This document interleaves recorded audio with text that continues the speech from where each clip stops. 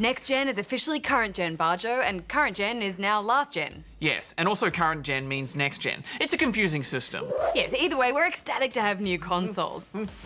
Let's start with the Xbox One.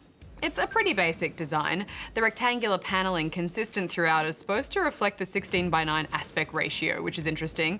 Other than that, it's a big black box. It's a bit of a doorstop, isn't it? But I like how 80s it looks.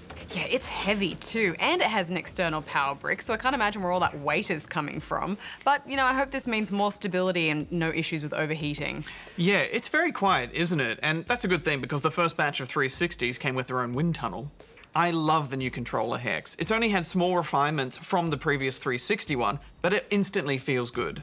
Yeah, overall it's nothing that new, which I'm happy about because I always really liked the 360 controller design. But there is something new under the surface: trigger rumble. Yeah, I'm interested to see how developers will make use of it. I played a little bit of Forza 5 and you definitely notice the rumble when a car brakes and grips around corners.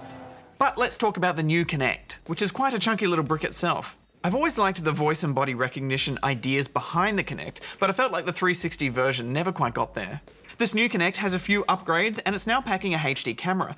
This improves the video and its response time, which I noticed work well with Leaning and Battlefield. And it's cool that when you sit down, the Kinect recognizes you almost instantly. There I am. That said, when I took the console home and I had a bunch of friends over, any dude that sat down in front of it, it would just load up your profile, so clearly it's not that accurate.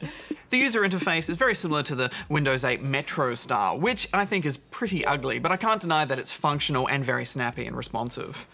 I really like it. I mean, it may appear cluttered at first, but I think the aim is to present you with a whole range of options and stuff to do from the moment you load it up.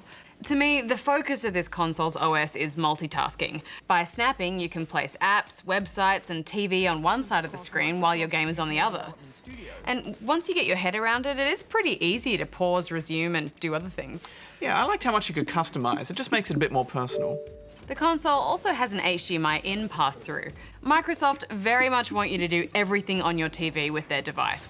The TV services on offer with the Australian Xbone are fairly limited. We get like half the channels that US gamers do, so if that's a feature you're really interested in, then you might want to check out what you actually get. There's also more of a social network focus with the user interface. The console is always recording the last 5 minutes of gameplay, and some games record special moments automatically, like completing a challenge mode in Dead Rising 3, for example. 5 minutes is a bit short and you can't record your own voice or party chat. If you want your voice in there, you have to go into a commentary track on the clip later. But I thought the quality was pretty good for online.